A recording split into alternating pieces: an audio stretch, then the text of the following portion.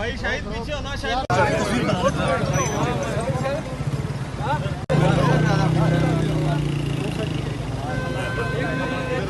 भाई सारी ट्रैफिक बंद हो रही है मेरे भाई।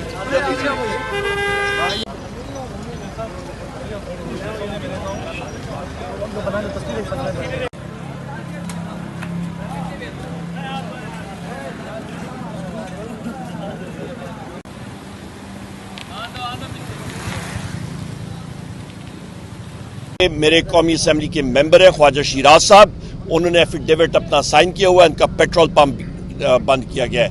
हमारे दूसरे साथी हैं, उनके बेटे और भाई को अगवा कर दिया गया था।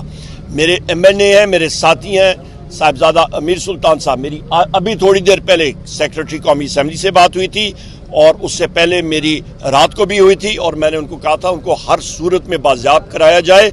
वो इन्फोर्स डिसअपीयर्ड